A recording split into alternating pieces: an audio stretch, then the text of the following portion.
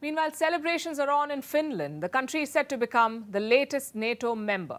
NATO is the North Atlantic Treaty Alliance, a military alliance that is led by the US. Finland had been trying to join for months, and finally it can. That's because Turkey has given the green light. It was the last hurdle. NATO has 30 members, including Turkey, and all members must agree before a new country is allowed to join.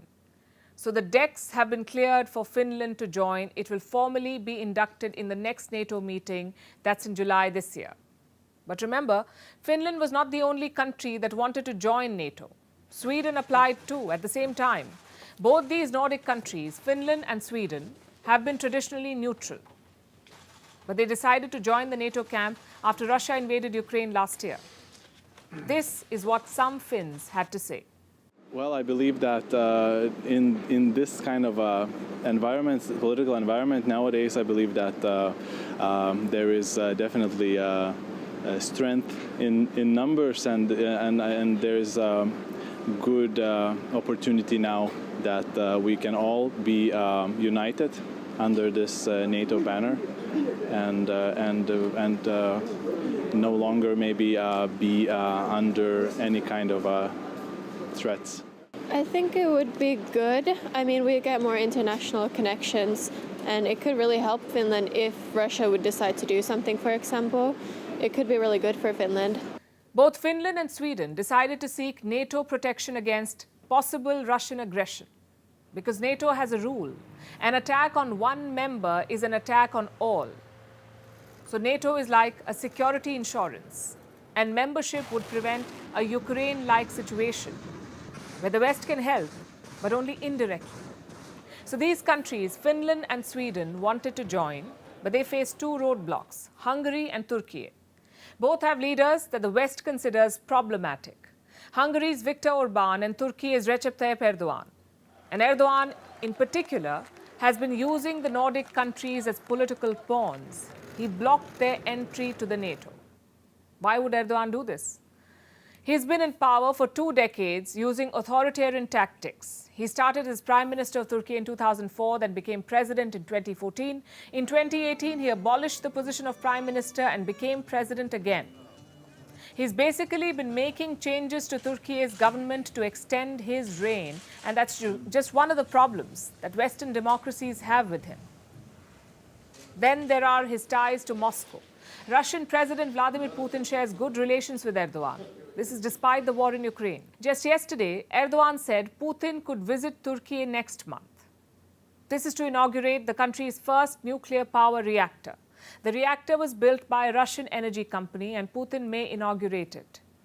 Erdogan has also refused to back Western sanctions on Moscow. In fact, Turkey has been helping Russia evade those very same sanctions. Then they went ahead and bought the Russian S-400 missile defense systems. This led to a lot of heartburn in NATO, a NATO member buying Russian defense equipment.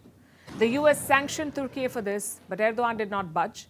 And the Russian S-400s have been arriving in Turkey since 2019. So there's a lot of tension really between Turkey and its NATO allies. Then why is the West still listening to Erdogan?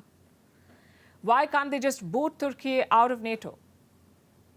Because like most other things, it's complicated. Turkey joined NATO in 1952, just 3 years after the alliance was formed. It has been a steady partner over the years. Even today, Turkish drones are helping Ukraine in the war. Turkey also has the manpower that NATO needs. Its armed forces are the second largest in NATO. France comes third, and Turkey is said to have more than double the troops of France. American forces make up the bulk of NATO troops, but Turkey is also essential. And Erdogan knows all of this, which is why he continues to play his politics. He blocked the entry of Nordic nations, saying they allow anti-Turkey activities. Both Sweden and Finland, they have Turkish dissidents and Kurds who want to break away from Turkey.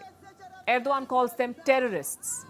Some of these groups are also part of an attempted coup in Turkey in 2016. Basically, Recep Tayyip Erdogan has an axe to grind with these people.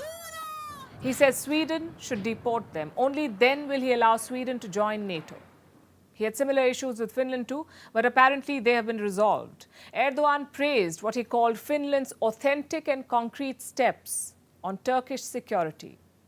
And that's why the Turkish parliament ratified Finland's membership yesterday. The approval of the protocol for ratification of Finland to join NATO as follows. Vote 276, approved 276. As the Parliament of Turkey, we congratulate the state and the people of Finland. The bill proposed was approved. Erdogan's politics aside, Finland joining NATO is a blow to Putin. For years, he's used military intervention to destabilize neighbors who wanted to join NATO, like Georgia in 2008. And Ukraine from 2014 till date. So Erdogan's green light to Finland will definitely upset Moscow. But he's doing a balancing act. He's looking after his own interests, essentially. After all, he has an election to face in less than 2 months.